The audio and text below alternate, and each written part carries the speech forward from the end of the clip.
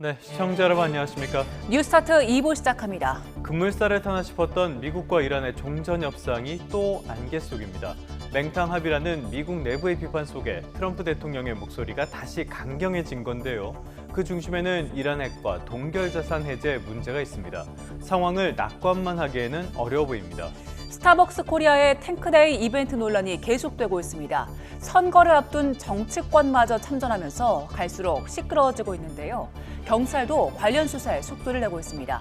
사안이 이렇게 일파만파로 확대되면서 결국 오늘 정용진 신세계그룹 회장이 직접 대국민 사과에 나서기로 했습니다. 그럼 이 시각 주요 뉴스부터 살펴보겠습니다. 석가탄신일 연휴 마지막 날 더불어민주당 지도부는 당의 전통적인 강세 지역으로 꼽히는 전북을 집중 공략했습니다. 정청래 대표는 오늘 아침 정원호 서울시장 후보와 함께 여의도역에서 출근 인사에 나섭니다. 국민의힘 지도부는 TK 지역과 충청권을 찾아 막판 지지층 결집에 안간힘을 쏟았습니다. 장동혁 대표는 오늘 공식 선거운동이 시작된 뒤 처음으로 서울 지역 현장 유세에 나서는데 오세훈 서울시장과의 합동 유세는 이뤄지지 않을 전망입니다. 스타벅스의 이른바 탱크데이 이벤트와 관련해 정용진 신세계그룹 회장이 오늘 대국민 사과에 나섭니다. 행사를 기획하고 결정하는 과정에 대한 내부 조사 결과도 함께 발표할 것으로 보입니다. 임금 협상 잠정 합의안에 대한 삼성전자 노조의 찬반 투표가 내일 종료되는 가운데 투표율이 90%에 육박했습니다. 비반도체 직원 중심으로 구성된 3대 노조가 오늘 법원에 투표 중지를 요구하는 가처분 신청을 하기로 하는 등 여지는 여전합니다. 트럼프 대통령이 이란을 향해 절대 핵무기를 가질 수 없다면서 합의를 압박하고 있습니다. 합의 불발 시 더 강한 공격에 나서겠다고 경고했는데 미국과 이란 협상이 다시 교착 상태에 빠졌다는 보도도 나왔습니다. 오늘 전국에 강한 비바람이 몰아칠 전망입니다. 특히 제주도와 남해안에는 시간당 50mm에 달하는 호우가 쏟아질 가능성이 있어 주의가 필요합니다. 네, 첫 소식입니다. 스타벅스의 이른바 탱크데이 마케팅 사태가 걷잡을 수 없이 커지는 중입니다.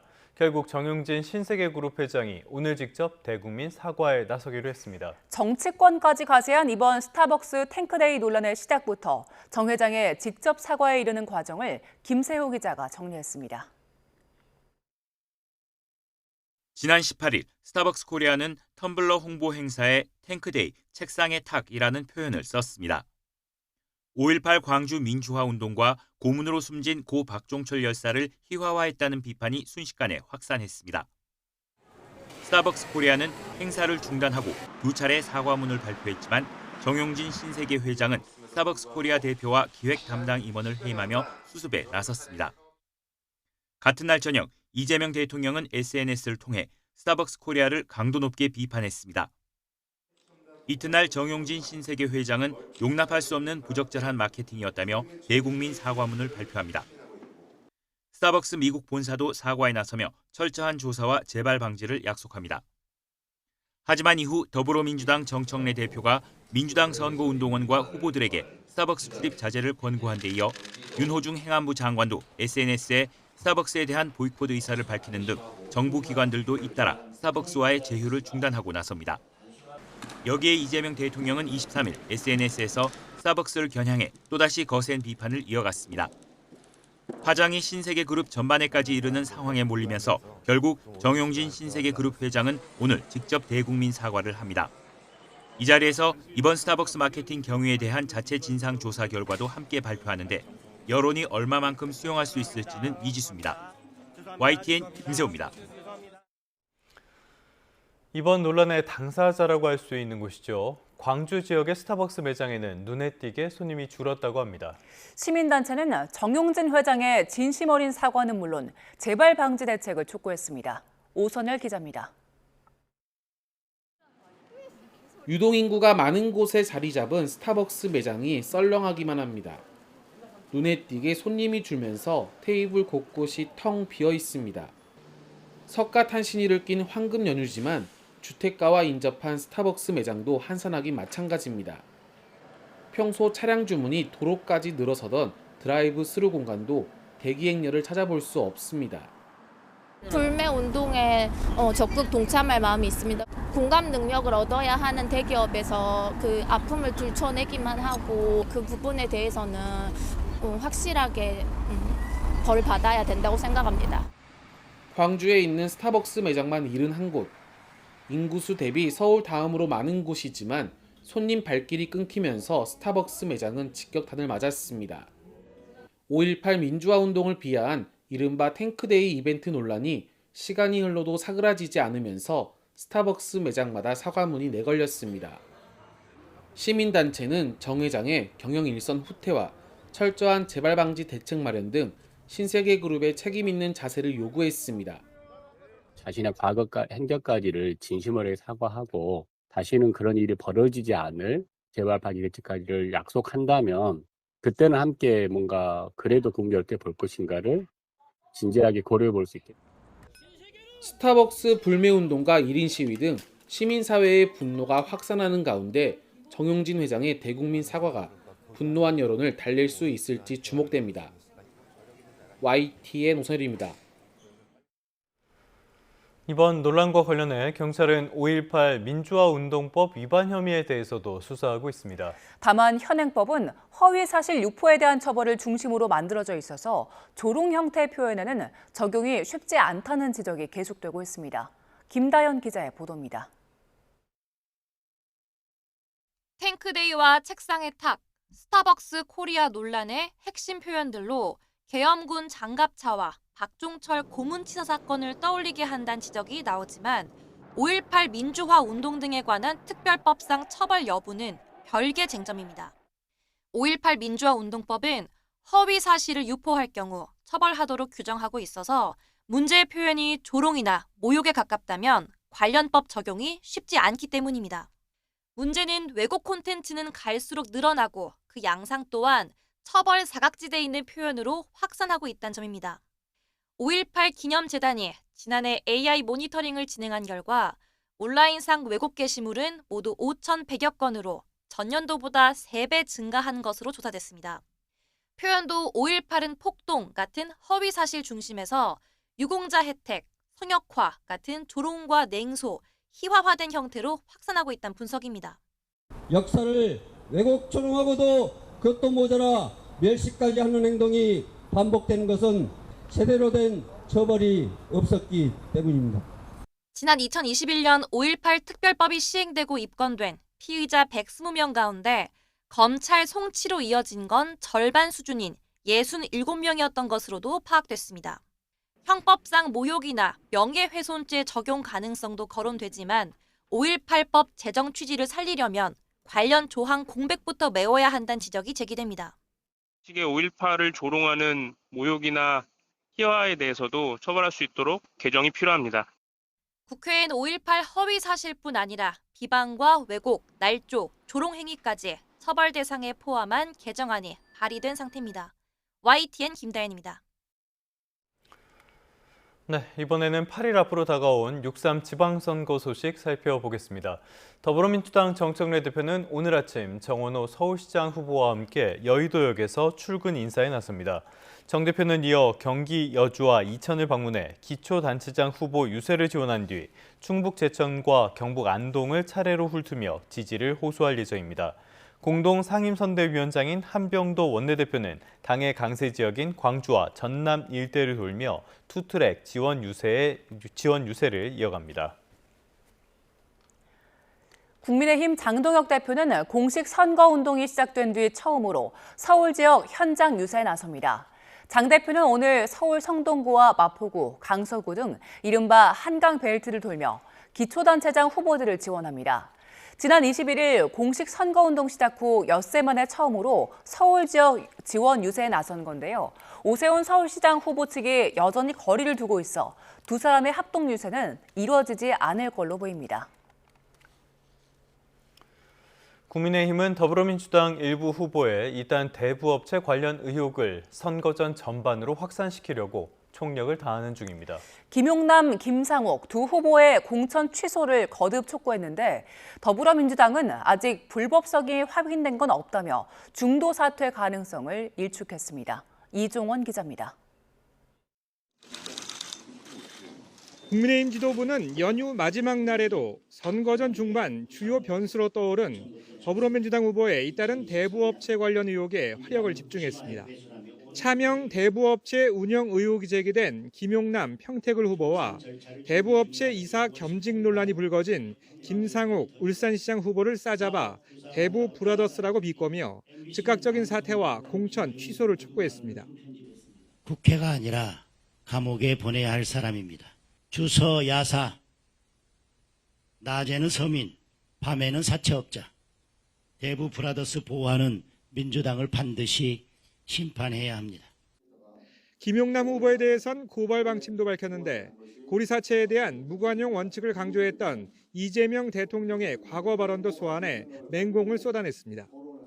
반칙과 특권의 온상은 서민들 피 빨아먹는 대부업체를 차명으로 운영하는 국회의원 후보, 대부업체 사람과 같이 해외 놀러가고 고액 후원받으면서 유착하는 울산시장 후보를 가진 더불어민주당 그 자체입니다.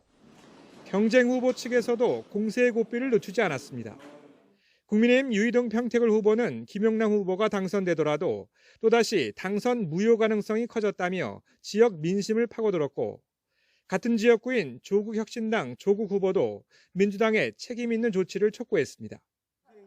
그러나 김용남, 김상우 후보 측은 위법 행위는 전혀 없었다는 입장으로 특히 김용남 후보 측은 위기에 처한 동생 회사의 지분을 인수했을 뿐 배당이나 급여, 수익은 없었다고 재차 해명했습니다.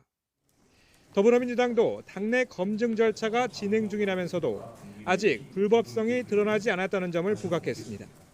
불법적이지 않다라는 판단이 들어가면 아니 후보로서 당연히 완주하는 것은 당연한 것이 아니냐 이런 생각을 갖고 있습니다. 그런데 지금까지는 저희들이 보기에는 그렇게 의혹 제기는 있었습니다만 그게 불법으로 판단할 만한 근거가 좀 취약하지 않냐.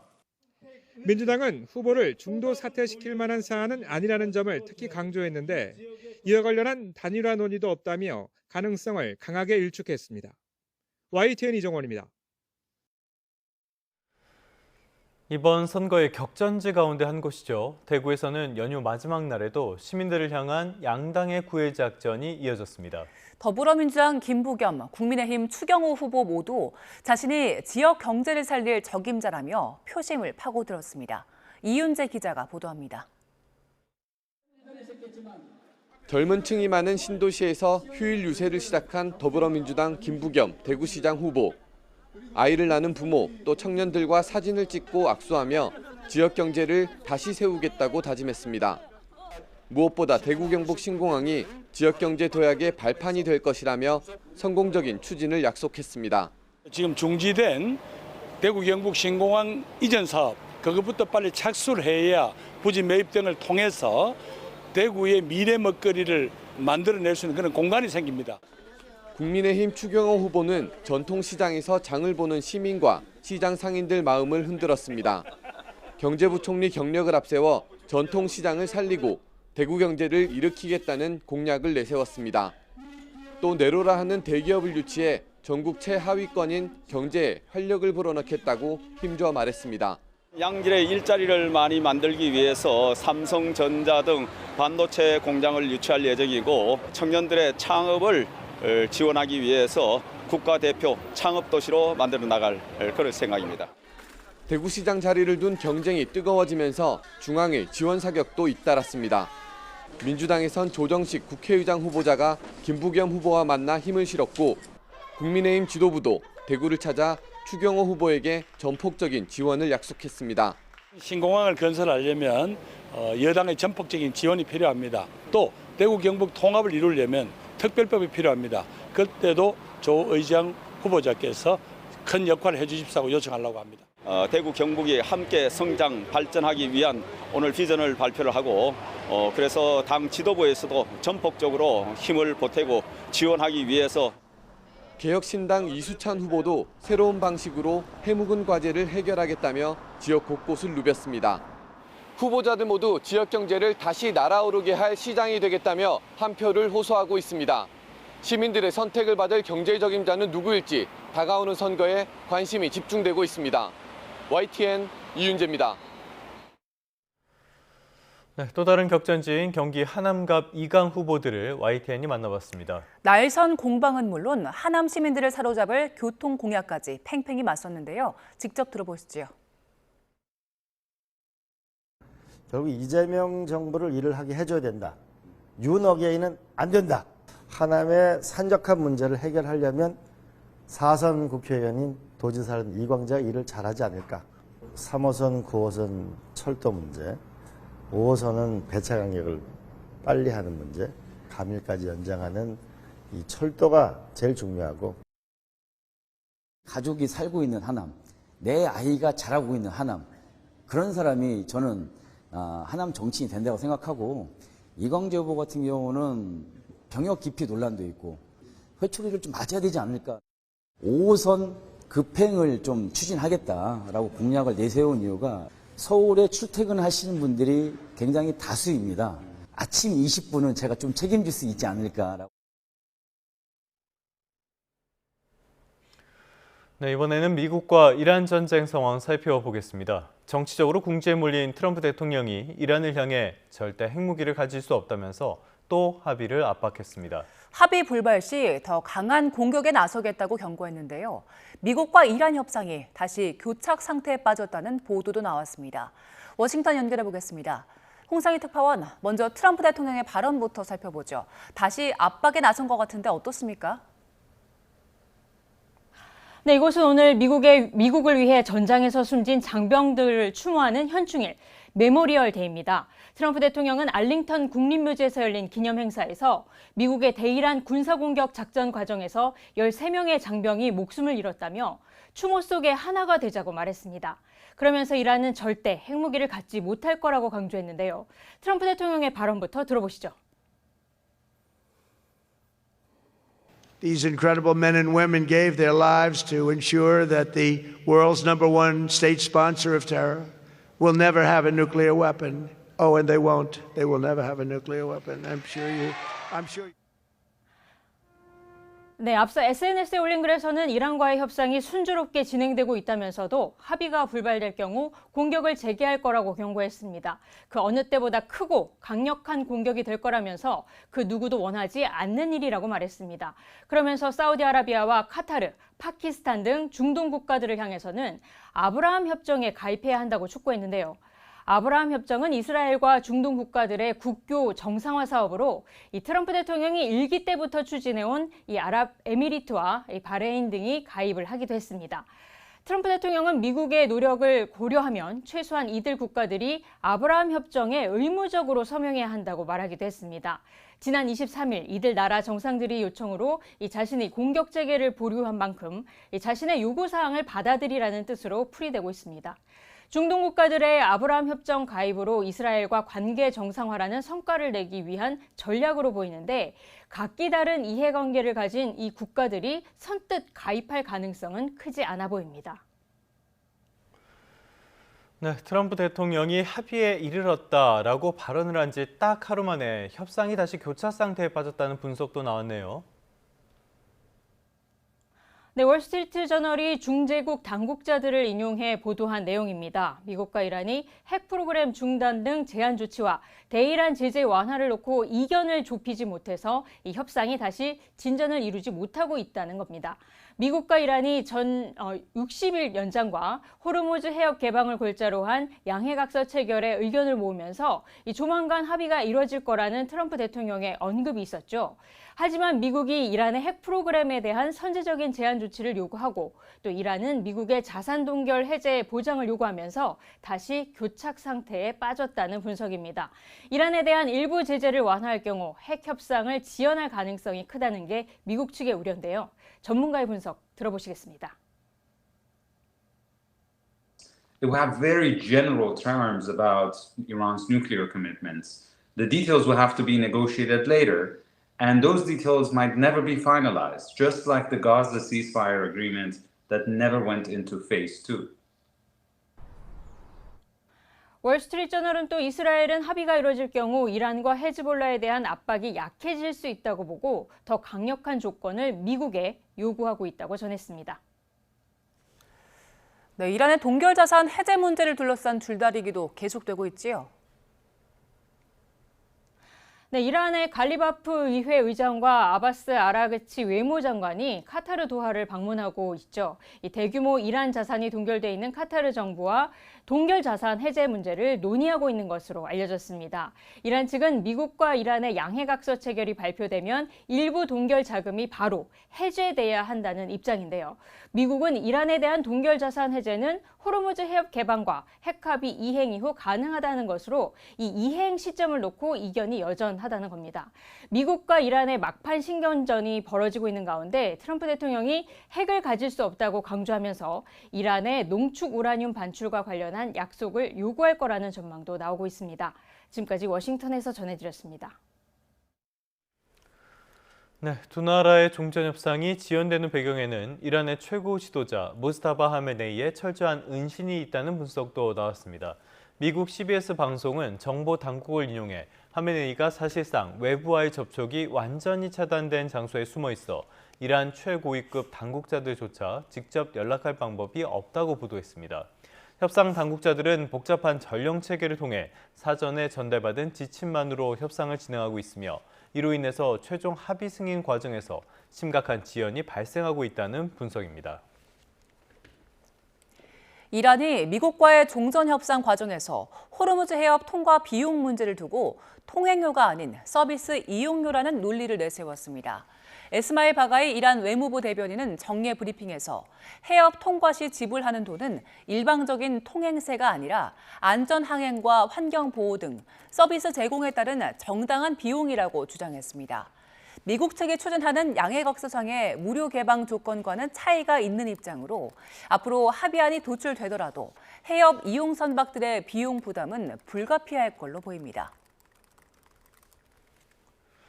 네, 미국 내에선 막판 협상 내용을 둘러싸고 공화당과 전직 핵심 참모들마저 전쟁을 대체 왜 했는지 모르겠다는 불만을 쏟아내고 있습니다. 이란도 속내가 복잡하긴 마찬가지지만 페르시아에 무릎 꿇은 로마 황제를 내세우며 승리를 강조하고 있습니다. 김종욱 기자입니다.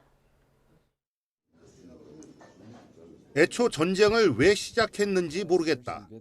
트럼프 대통령 측근 린지 그레이엄 상원 의원은 종전 합의로 이란이 영내에서 상당한 위상을 확보할 가능성을 우려하며 이렇게 비판했습니다. 테드 크루즈 상원 의원은 힘이 걱정스럽다. 톰 틸리스 상원 의원은 의회 인준 절차가 빠져 오바마 행정부 핵 합의처럼 실패할 운명이라는 말로 답답함을 드러냈습니다. 로저 위커 연방 상원 군사위원장은 트럼프가 가치 없는 합의를 추진하라는 잘못된 조언을 밀어붙여 미국이 약하다는 인식만 퍼뜨릴 수 있다.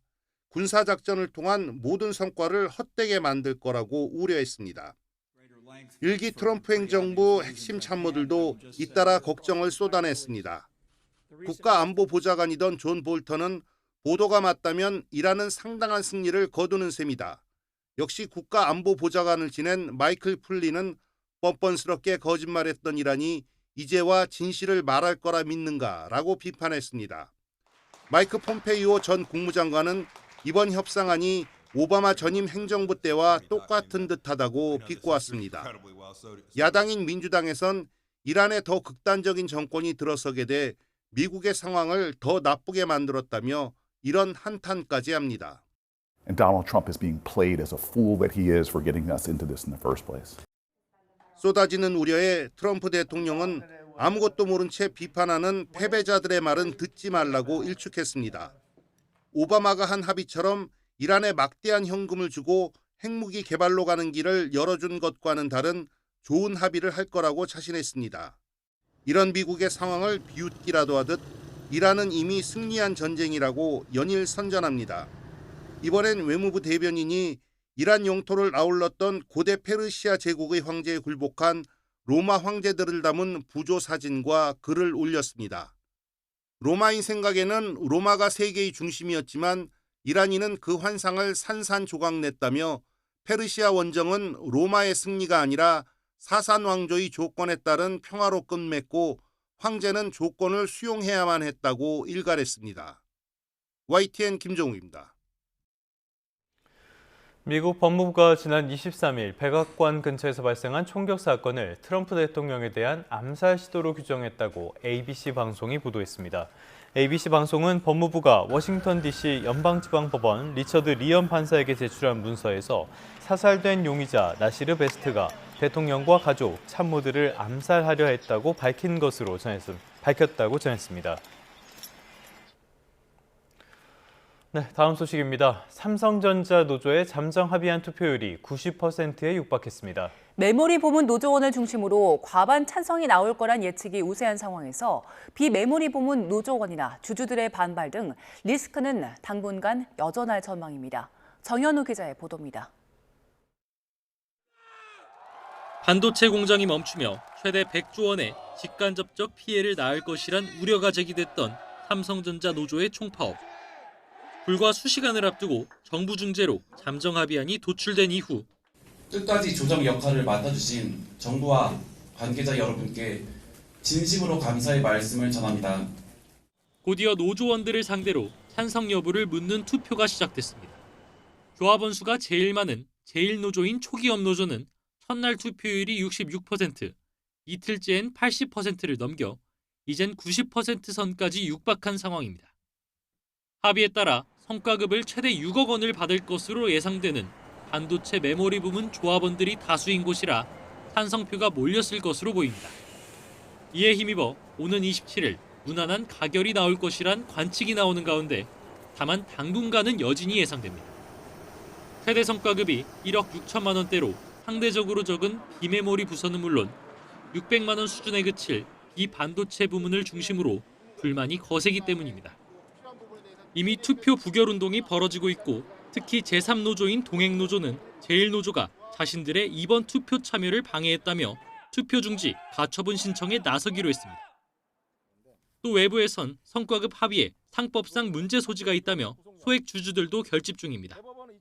영업이익 등에 대한 처분은 주주총회 의결 사안이라며 주총을 열지 않으면 무효 소송에 나서겠다는 엄포도 나옵니다. 영업이익의 일정 비율을 제도적으로 나눠 갖는다는 것은 투자자도 할 수 없는 일이다. 여기에 더해 대기업 평균 연봉의 최대 7배 수준인 성과급을 지급하는 것이 맞느냐는 곱지 않은 시선. 늘어난 고정 인건 비용에 글로벌 반도체 기업들과의 설비 투자 경쟁에서 뒤처지는 게 아니냐는 우려 섞인 목소리도 당분간 계속될 전망입니다. YTN 정인우입니다. 카카오 노사 갈등이 이번 주 최대 분수령을 맞이할 전망입니다. 전국 화학섬유식품산업노동조합 카카오지회와 사측은 내일 경기지방노동위원회에서 2차 조정을 진행합니다. 앞서 카카오 노사는 지난 18일 열린 1차 조정에서 견해차를 좁히지 못했지만 서로 합의해 조정 기일을 연장했습니다. 카카오 노사 갈등의 핵심 원인은 성과급 보상 구조입니다. 네, 사건 사고 소식입니다. 고등학생이 아파트 지하 주차장에서 차량을 훔친 뒤 무려 40km를 몰다 사고를 낸 혐의로 경찰에 검거됐습니다. 경찰은 문이 잠기지 않은 차량을 노려 범행한 걸로 보고 정확한 경위를 조사하고 있습니다. 정영수 기자의 보도입니다. 모자를 쓴 남성이 지하 주차장에서 두리번거리며 주변을 살펴봅니다. 주차된 차량으로 다가가 문을 열려고 시도하는 듯한 모습도 보입니다. 잠시 후 이 남성은 차량을 끌고 주차장을 빠져나갑니다. 경기 양평군 아파트 지하주차장에서 고급 외제차를 훔쳐 달아난 혐의를 받는 10대 고등학생 A군의 범행 당시 모습입니다. 다른 차들도 열어보고 그런 걸로 나오는데 차문이 열렸는지 안 열렸는지 그걸 본 것 같아요. 무면허였던 A군은 차를 몰고 40km가량 이동했는데 경기 남양주시 다산역 인근에서 신호를 위반하고 다른 차량을 들이받은 뒤에야 경찰에 붙잡혔습니다. A군은 경찰 조사에서 아는 사람에게 차를 빌렸다고 주장했는데 차량 주인은 차를 빌려준 적도 없고 아는 사이도 아니었던 것으로 조사됐습니다. 경찰은 A군이 주차장에서 문이 잠기지 않은 차량을 노려 범행한 것으로 보고 블랙박스와 CCTV 영상을 토대로 자세한 경위를 조사하고 있습니다. YTN 정영수입니다. 어제 저녁 서울 수유동에서 SUV가 후진하다 보행자를 들이받아 70대 남성이 숨졌습니다. 오늘 새벽엔 경기 안산에 있는 자동차 정비소에서 불이 나 주민들이 대피했습니다. 밤사이 사건 사고 소식은 표정우 기자가 전합니다. 도로 한복판 검은색 SUV 한 대가 멈춰 서 있고 그 주변을 경찰관들이 분주히 움직입니다. 퍽 소리가 나길래 나 창문을 열어보니까 굉장히 후진을 하더라고 이게. 저녁 7시 10분쯤 서울 수유동에서 50대 여성이 몰던 SUV가 보행자를 들이받아 70대 남성이 숨졌습니다. 경찰은 운전자가 골목길 벽을 충돌한 뒤 후진하다 보행자를 친 걸로 보고 있습니다. 건물에서 검은 연기가 뿜어져 나오고 소방대원들이 불길을 향해 물줄기를 쏘아댑니다.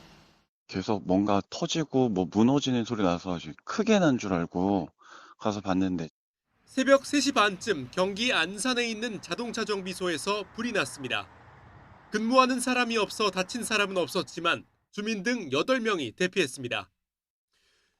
오류동에선 저녁 7시 50분쯤 지하차도 인근 교차로에서 오토바이가 시내버스를 들이받았습니다. 이 사고로 오토바이 운전자가 다쳐 병원에 옮겨졌고 버스 승객 가운데 다친 사람은 없는 걸로 전해졌습니다. 경찰은 오토바이 운전자가 신호를 위반해 사고가 난 걸로 보고 있습니다. YTN 표정우입니다. 유럽이 기후변화의 영향으로 때이른 무더위를 겪고 있습니다. 영국과 프랑스 곳곳은 역사상 가장 더운 5월을 맞으며 사망자까지 발생했고요. 스페인과 포르투갈도 40도에 육박하는 폭염에 긴장하고 있습니다. 런던에서 조수연 특파원입니다. 연휴를 맞은 영국 런던의 관광명소 타워브리지 주변이 북적입니다. 양산으로 뜨거운 햇볕을 가리고 그늘을 찾아 더위를 식혀봅니다. 수영복 차림으로 일광욕을 즐기는 이들도 있습니다. 런던 서부 낮 기온이 34.8도까지 치솟으면서 5월 기준으로 역사상 가장 더운 날로 기록됐습니다. It's really hot today, especially today. So I came with my cousins today. So for them, it's really not usual weather for today, but really enjoy it. 잉글랜드 8개 지역은 공식적인 폭염 조건을 넘어섰고 웨일스와 북아일랜드도 연중 최고 기온을 기록했습니다. 2 weeks ago, there was nowhere near this hot, and the heat's increased pretty quickly. So if it was to get any hotter than this, I think people would start struggling. 프랑스도 최소 10개 지역에서 5월 역대 최고 기온을 경신했습니다. 33도까지 오른 파리에서는 아마추어 달리기 경주에 나선 남성 1명이 사망하고 10명이 병원에 실려갔고 리옹에서도 스포츠 경기 중 여성 1명이 숨졌습니다. Hier, je rentrais à l'appart et une femme qui est tombée dans les pommes due à la chaleur. Donc on s'est tous arrêtés pour l'aider, etc. 포르투갈 일부 지역 최고 기온은 40도, 스페인 남부는 38도에 육박할 것으로 예보돼 스페인 보건당국은 폭염에 따른 건강경보를 발령했습니다. 유럽의 이번 폭염은 북아프리카에서 북상한 따뜻한 공기가 서유럽 상공의 고기압 시스템에 갇힌 열돔 현상에 따른 겁니다. 유럽 곳곳에 기록적인 무더위가 찾아온 가운데 기상학자들은 앞으로 몇 달간 폭염이 더 잦아질 것으로 내다봤습니다. 런던에서 YTN 조수연입니다. 현재 제주 산간과 전남을 중심으로 비가 내리고 있습니다. 제주 산간에는 호우경보가, 그 밖에 제주도와 전남에는 호우예비특보가 내려져 있는데요. 낮부터는 전국 대부분 지역으로 비가 확대되겠습니다.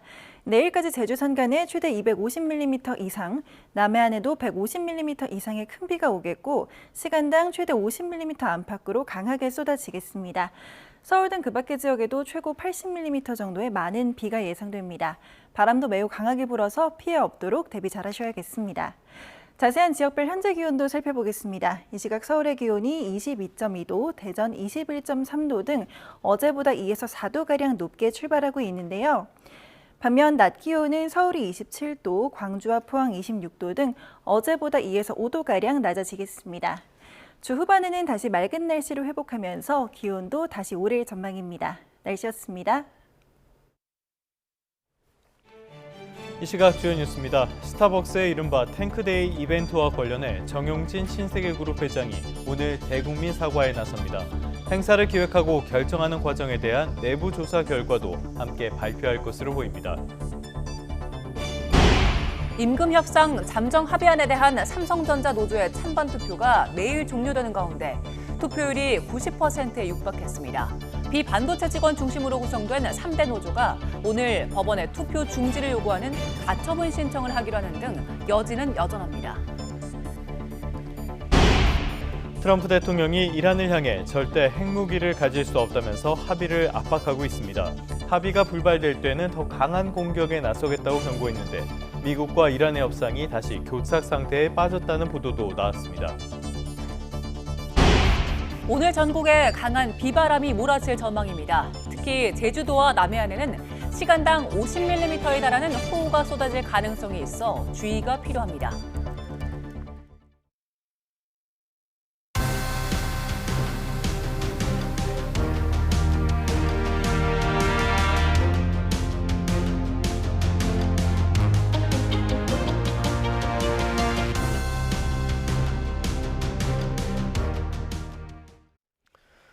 네, 8일 앞으로 다가온 지방선거 소식 다시 살펴보겠습니다. 어제 더불어민주당은 예상 밖의 격전지가 된 전북을 집중 공략했습니다. 이재명 정부의 남은 임기를 뒷받침하기 위해선 이원택 전북지사 후보를 선택해야 한다며 강세 지역 민심 사수에 주력했습니다. 임성재 기자의 보도입니다. 석가탄신일 연휴 마지막 날 민주당 지도부의 발길은 당의 전통적 강세 지역으로 꼽히는 전북으로 향했습니다. 정읍에서 현장 선거대책위원회 회의를 연 정청래 대표는 민주당의 부족함을 느끼고 서운한 점이 있더라도 민주당 후보들을 선택해달라며 최대한 몸을 낮춰 호소했습니다. 이재명 대통령을 좋아하고 지지하시면 민주당 후보 이원택을 뽑아주십시오. 이 같은 강세 지역 공들이기는 당 제명 이후 무소속 출마를 감행한 김관영 전북지사 후보의 최근 상승세와 무관치 않습니다. 자칫 전북을 빼앗길 경우 후폭풍을 감당하기 어렵다는 판단이 깔렸다는 분석인데 김 후보를 겨냥해선 민주당 후보가 되지 못한 건 사천 때문이 아닌 본인의 현금 살포 탓이라며 십자포화를 퍼부었습니다. 특히 무소속 출마 전 이재명 대통령과 교감을 했다는 식으로 허위 사실까지 유포하는 건 금도를 한참 넘은 거라고 꼬집었습니다. 본인의 득표에 대통령님을 이용하지 마십시오. 아무리 급해도 넘지 않아야 될 선이 있습니다. 여당 프리미엄을 바탕으로 한 당근책 제시도 물론 지역 수건 사업인 새만금 육성과 AI 첨단 산업 기반 조성도 재차 약속했습니다. 여기서 그치지 않고 전주 유권자에게 큰 절을 올리는 현장 유세로 목이 쉬어라 이원택 지지를 호소했지만 민주당원은 민주당 후보의 당선을 위해서 열심히 뛰어야 하는 것 아니겠습니까? 유세장엔 정 대표 중심의 사당화를 반대한다는 기습 시위 등 호된 민심도 적잖았습니다. 민주당 지도부는 전북표를 다진 뒤 캐스팅보트 충청으로 향해 무당층 표심을 공략했습니다. 예상 밖 격전지가 된 전북에 대한 민주당의 구애는 선거 막판까지 계속될 것으로 보입니다. 이 무소속이 아닌 이재명 정부와 민주당 원팀을 선택해달라는 전략이 유효할지는 6월 3일 투표 결과로 평가받게 됩니다. YTN 임성재입니다. 연휴 마지막 날 국민의힘 지도부는 TK 지역과 충청권을 찾았습니다. 박근혜 전 대통령의 지원 사격도 이어졌는데 판세에 어떤 영향을 줄지 관심입니다. 부장원 기자입니다. 선거를 나흘에 남기고 국민의힘 장동혁 대표는 강세 지역에서 격전지로 변한 TK로 향했습니다. 대구와 경북 구미를 차례로 찾은 장 대표는 잔뜩 쉰 목소리로 대여 공세를 이어가며 막판 지지층 결집에 안간힘을 쏟았습니다. 입만 열면 통합과 지역 경제, 지역의 균형 발전을 이야기하고 있지만 실제로는 지역 갈라치기에 몰두하고 있습니다. 같은 시각 투톱의 다른 축 송원석 원내대표는 충남을 찾아 투트랙 유세를 이어갔습니다. 공식 선거운동이 시작된 이후 닷새 동안 3차례 이틀에 한 번꼴로 캐스팅보트 중원을 찾아 부동층 표심을 두드렸습니다. 이틀 전 탄핵 후 첫 공개 유세에 나섰던 박근혜 전 대통령의 당박 지원 사격도 이어졌습니다. 모친 유경수 여사의 충북 옥천 생가를 방문한 뒤 대전과 충남을 찾아 이장우 대전시장 후보와 김태흠 충남지사 후보 유세에 힘을 보탰습니다.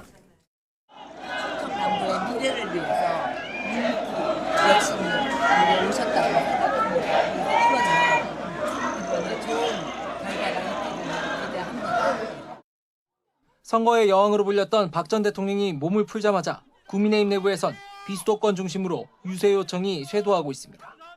사전투표를 앞두고 오는 27일에는 부울경, 28일에는 강원 방문이 예정됐는데 이른바 샤이보수로 불리는 숨은 지지층은 물론 중도층에까지 영향을 미칠 수 있을 거라고 당 지도부는 기대하고 있습니다.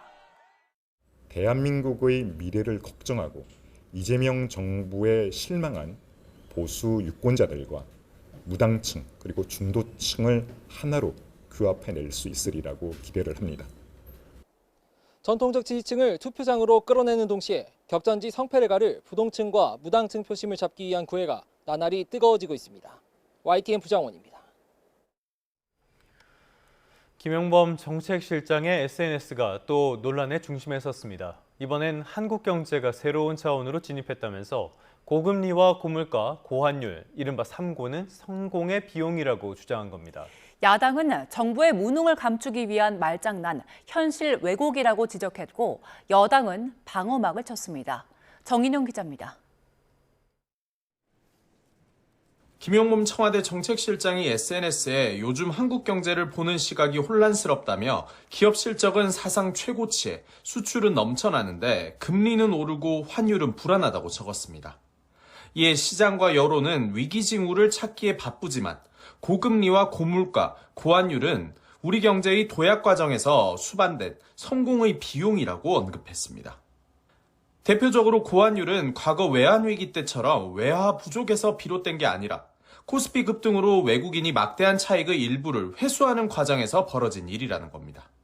실제 한국 경제는 반도체와 AI 분야의 폭발적 기업 실적으로 가계 소득 증가와 세수 확충, 부채 비율 감소란 선순환이 작동하고 있다고 진단했습니다. 3고 모두 적극 관리하겠다며 구체적인 제언도 남겼는데 야당은 김 실장 발언이 궤변이고 무능을 감추기 위한 말장난이라고 비판했습니다. 일부 대기업 성과를 경제 전체의 온기로 포장해선 안 된다며 심각한 현실 왜곡이라는 겁니다. 대출 이자의 허리가 휘는 소상공인과 장바구니 물가에 한숨 짓는 서민들의 고통이 성공의 비용으로 정당화될 수 없습니다. 장동혁 국민의힘 대표도 반도체 시장과 미국 금리 변동 가능성을 우려하며 국민을 기만할 시간에 위기 대처 방안을 고민하라고 날을 세웠습니다. 민주당은 김 실장 발언은 3고라는 현실 속에서 성공 방정식을 찾아 나가겠다는 의미라고 옹호했습니다. 그렇게 해석력이 떨어져서야 어떻게 좋은 정책을 만들 수 있겠습니까? 그거는 해석을 잘못한 무지라고 생각합니다. 또 국민의힘이 무분별한 공세를 편다며 당정은 경제의 근본적 성장과 민생 개선을 위해 정책 개발과 시행에 더욱 매진하겠다고 강조했습니다. YTN 정인용입니다. 정치권의 논란으로까지 번졌죠. 스타벅스의 탱크데이 이벤트와 관련해 정용진 신세계그룹 회장이 오늘 카메라 앞에서 직접 사과할 예정입니다. 문제가 된 이벤트에 대한 자체 진상조사 결과도 발표할 예정인데요. 소비자 단체들은 회원 탈퇴 시 선불카드 전액 환불을 촉구하고 있습니다. 이승은 기자의 보도입니다.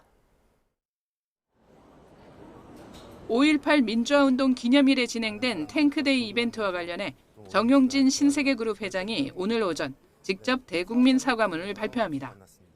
지난 18일 스타벅스 코리아 대표와 담당 임원을 해임하고 다음 날 사과문을 발표했지만 파문이 가라앉지 않고 있기 때문입니다. 불매 운동이 확산하자 스타벅스는 카카오톡 선물하기 교환권 부문에서 7년 만에 배달의 민족에 1위 자리를 내줬습니다. 신세계그룹은 자체 진상조사 결과도 발표합니다. 어느 선까지 최종 보고를 받았는지, 왜 문제 있는 행사가 미리 걸러지지 않았는지가 관심의 초점입니다. 소비자단체는 특히 스타벅스의 진정한 사과는 조건 없는 환불이라고 강조하고 있습니다. 지난 21일 한 변호사가 선불 충전금 전액을 돌려달라며 법원에 지급 명령 신청을 낸 데 이어 한국소비자단체협의회는 사용금액과 관계없이 선불식 카드 전액을 돌려줄 것을 촉구했습니다. 스타벅스는 선불카드의 60% 이상을 사용해야 나머지 금액을 환불해주고 있는데 공정거래위원회의 신유형 상품권 표준 약관에 따른 겁니다. 이 같은 최소 사용 금액 제한은 금액형 상품권이 현금 대체제가 돼 자금 세탁 등에 악용될 가능성을 막기 위해서입니다. 이에 따라 소비자단체는 기업의 잘못으로 소비자가 불매를 원하는 경우 사용 금액과 관계없이 선불금 모두를 돌려받을 수 있도록 제도적 근거를 마련할 것을 촉구하고 있습니다. 공정위 관계자는 표준 약관에 회원 탈퇴 시에도 60% 이상 사용 조건을 지켜야 한다는 조항은 없다며 이번 사태를 계기로 약관에 손볼점은 없는지 들여다볼 것이라고 설명했습니다. 스타벅스 코리아의 선불 카드 등에 따른 선불 충전금은 지난해 말 기준 4,300억 원에 육박합니다. YTN 이승은입니다. 이재명 대통령이 일베같이 조롱과 혐오를 조장하는 사이트의 폐쇄를 검토해야 한다고 말했죠. 일베 폐쇄로는 이번이 처음은 아닙니다. 지난 2018년 국민청원으로 청와대가 검토했지만 폐쇄까지 이어지진 못했는데요. 법적 쟁점이 무엇일지 유서연 기자가 정리했습니다. 극우 성향 온라인 커뮤니티 일베 사이트에 대한 폐쇄론이 불거진 건 이번이 처음이 아닙니다. 지난 2018년에도 국민청원으로 청와대가 검토했지만 이루어지지 못했습니다. 그런데 이번에 이재명 대통령까지 나서 폐쇄 등 조치를 언급한 건 우리 사회의 혐오 표현 문제를 더 이상 방치해서는 안 된다는 차원인 걸로 풀이됩니다. 다만 실제 사이트 폐쇄로 이어질 수 있을지는 미지수입니다. 인터넷 사이트에 대한 폐쇄 등 행정적 조치 권한을 가진 건 방송미디어통신위원회입니다. 불법 정보를 과도하게 다루는 사이트의 경우 심의를 거쳐 조치하고 있습니다. 이때 불법 정보임을 판단하는 근거는 정보통신망법인데 음란 정보나 비방 목적의 명예훼손 정보, 범죄 목적의 정보 등을 그 대상으로 규정합니다. 일단 사이트에 올라온 게시글들이 이 불법 정보에 해당하는지 판단하고 이를 과도하게 다루고 있는지도 따져봐야 합니다. 특정 사실을 담지 않은 무분별한 혐오 표현일 경우 불법 정보에 해당하기 어려워 입법 개선이 필요하다는 의견도 있습니다.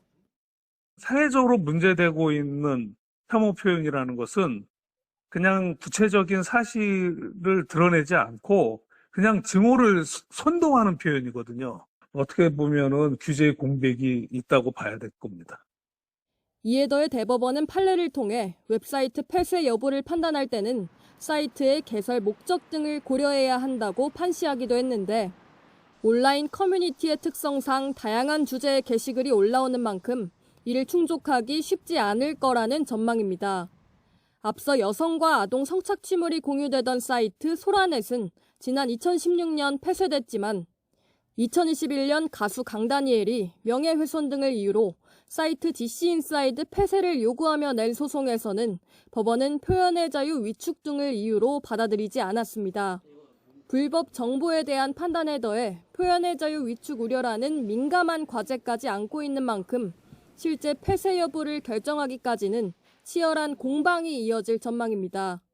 YTN 유서연입니다. 고 김세론이 숨진 이유가 배우 김수현의 채무 압박 때문이라는 등의 허위 사실을 유포한 혐의를 받는 가로세로 연구소의 김세희 대표가 구속영장 실질 심사를 받습니다. 서울중앙지방법원은 오늘 오전 10시 반 명예훼손과 성폭력 처벌법상 촬영물 반포 혐의, 협박 등의 혐의를 받는 김 대표에 대한 구속전 피의자 심문을 진행합니다. YTN은 예방 가능한 죽음, 자살을 막기 위해 우리 공동체가 나아가야 할 방향을 짚어보는 기획 보도를 전해드리고 있습니다. 자살 시도자들이 똑같은 시도를 반복하지 않도록 더 적극적인 관심과 지원, 또 사회적 분위기 개선이 필요하다는 지적이 나옵니다. 김희영 기자의 보도입니다.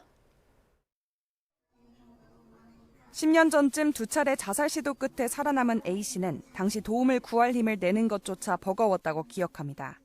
되게 쉽고 간단해 보이는 절차마저도 번거롭고 그냥 귀찮다.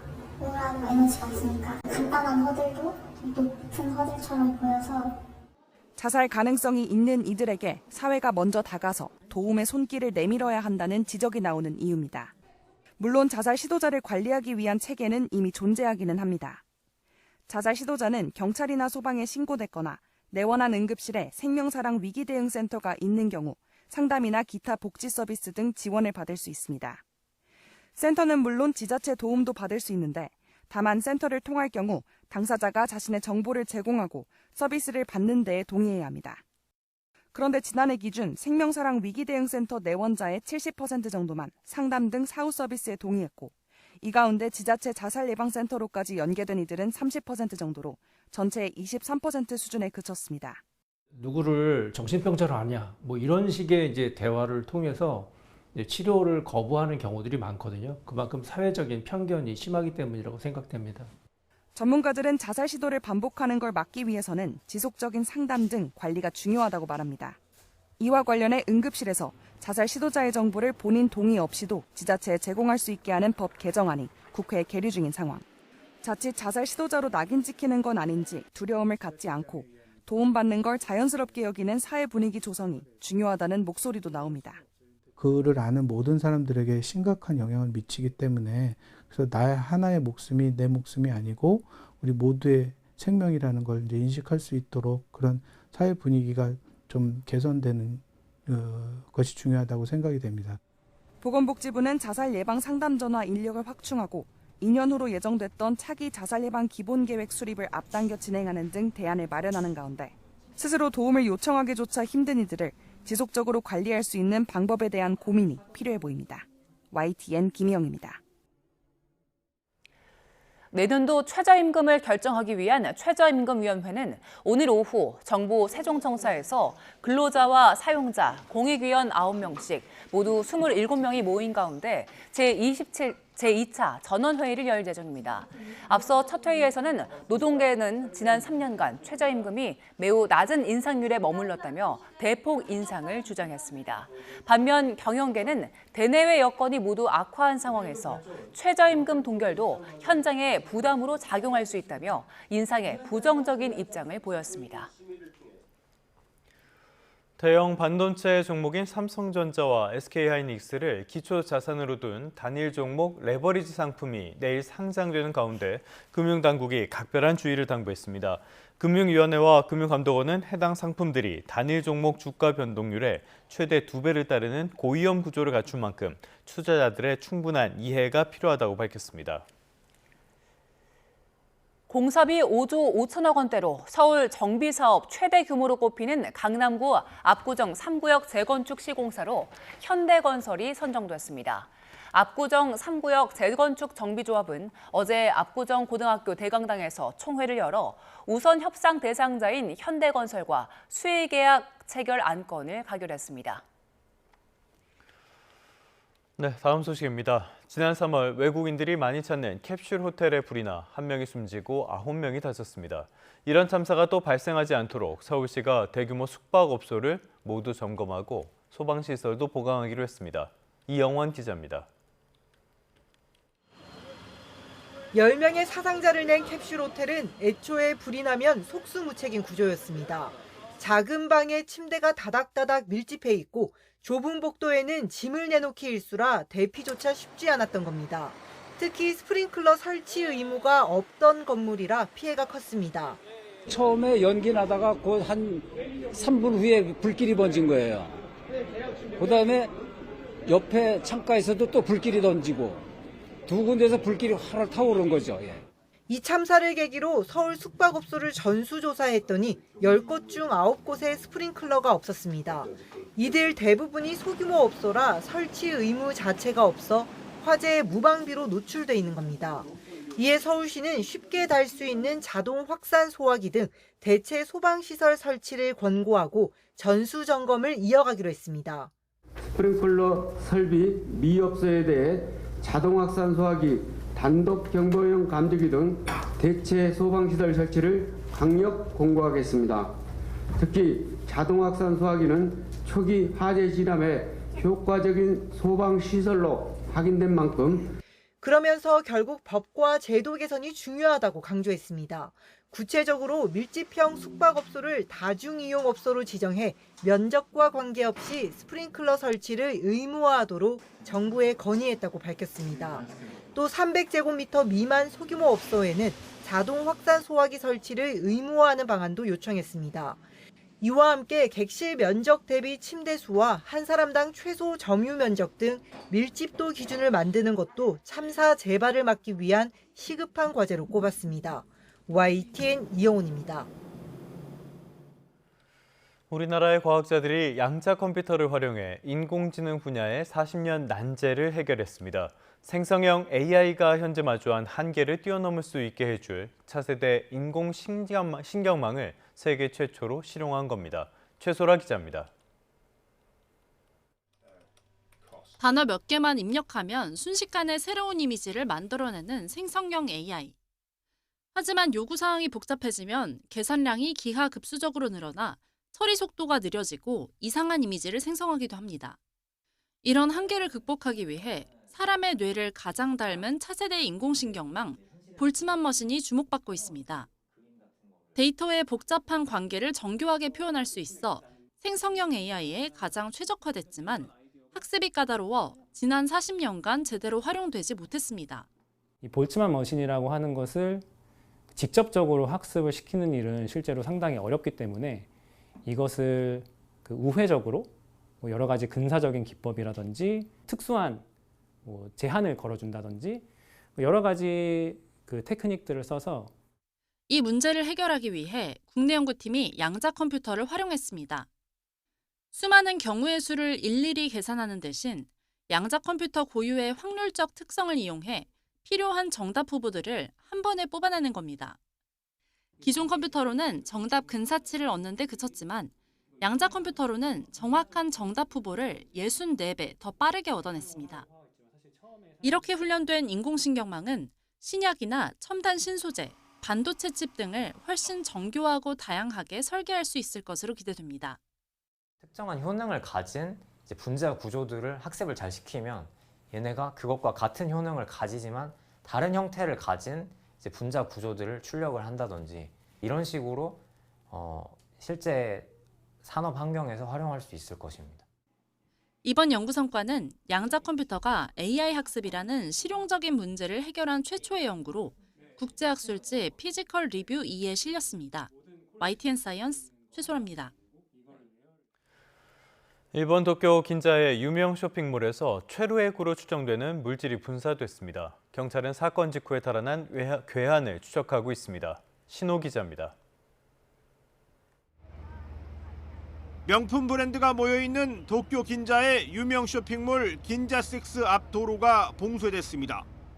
통증을 호소하며 바닥에 주저앉은 쇼핑몰 이용객들의 증상을 소방관들이 확인하고 있습니다. 어제 정오쯤 쇼핑몰 1층에 있는 은행 현금 입출금 코너에서 누군가 정체불명의 물질을 뿌리고 달아났습니다. 匂いなし、色もなし、もう急に5メートルぐらい近づいたら喉が痛くなってむせて咳が出たり。 경찰 조사 결과 매운 성분인 캡사이신이 포함된 최루액인 것으로 확인됐습니다. ATM 코너 쪽에 있던 쇼핑몰 이용객 25명이 통증을 호소했고 20여 명이 병원으로 이송됐습니다.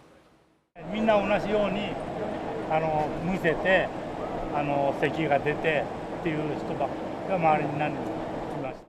긴자6는 관광객들도 많이 찾는 곳인데 현재까지 한국인 피해는 보고되지 않은 것으로 알려졌습니다. 일본 경찰은 CCTV 등을 통해 범인의 도주 경로와 신원을 추적하고 있습니다.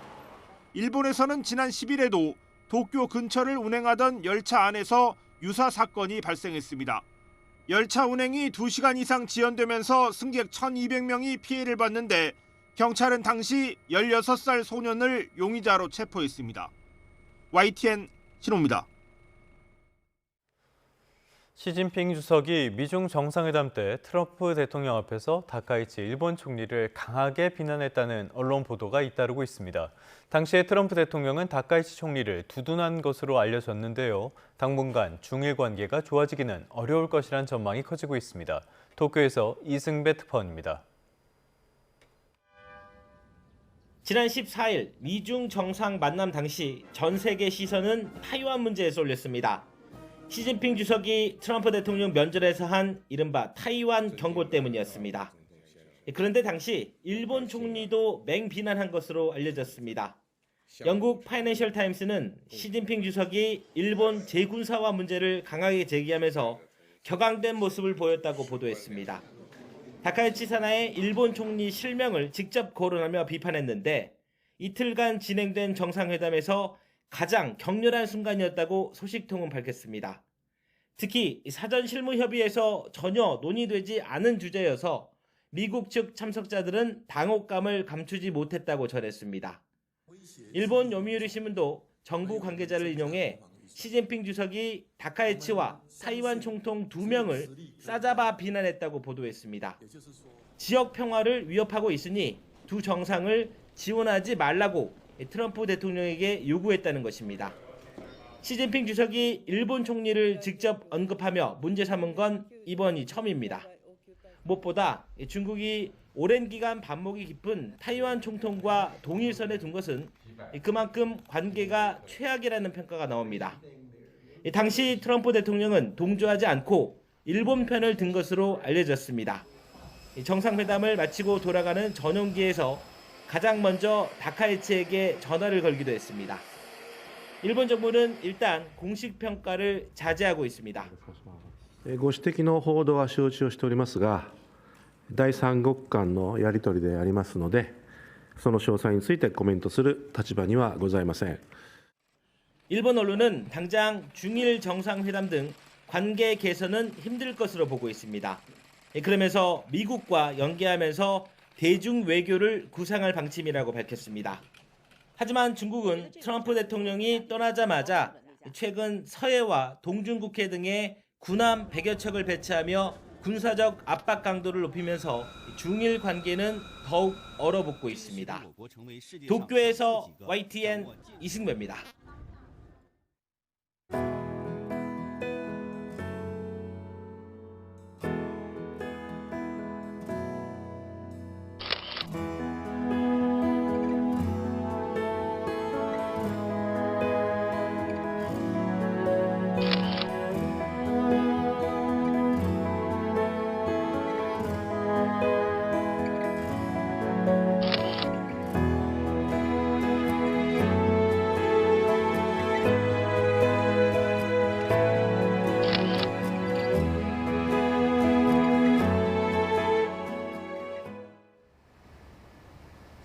연휴가 지나고 다시 일상으로 돌아온 오늘 전국에 비가 내리겠습니다. 아직 서울은 하늘빛만 흐리지만 낮부터는 전국에 거센 비바람이 몰아치겠는데요. 특히 이번에도 남해안과 제주도를 중심으로는 호우 수준의 많은 비가 예상돼서 피해 없도록 각별히 주의하셔야겠습니다. 그럼 먼저 레이더 화면으로 자세한 비 상황부터 살펴보도록 하겠습니다. 현재 제주 산간과 전남을 중심으로 비가 내리는 가운데 제주 산간에는 호우경보가, 그 밖에 제주도와 전남에는 호우 예비특보가 내려져 있습니다. 내일까지 제주 산간에 최대 250mm 이상, 남해안에도 150mm 이상의 큰 비가 오겠고요. 시간당 최대 50mm 안팎으로 강하게 쏟아지겠습니다. 서울 등 그 밖의 지역에도 최고 80mm의 많은 비가 예상되는 가운데 전국적으로 바람도 매우 강하게 불어서 시설 피해 없도록 대비 잘 하셔야겠습니다. 지역별 현재 기온도 살펴보겠습니다. 이 시각 서울의 기온이 21.8도, 대구 20도 등 어제보다 조금 높게 출발하고 있는데요. 반면 낮 기온은 서울이 27도, 광주와 포항 26도로 어제보다 2에서 5도 정도 낮아지겠습니다. 주 후반에는 다시 맑은 날씨를 회복하겠고 기온도 오름세를 보일 전망입니다. 오늘 비와 함께 전국적으로 바람이 강하게 부는 가운데 대부분 지역에서 순간적으로 초속 15m 안팎의 강한 바람이 몰아치겠습니다. 날아갈 수 있는 시설물은 미리 점검해 주시기 바랍니다. 지금까지 YTN 정수현입니다. 뉴스타트 3부 잠시 뒤에 이어집니다.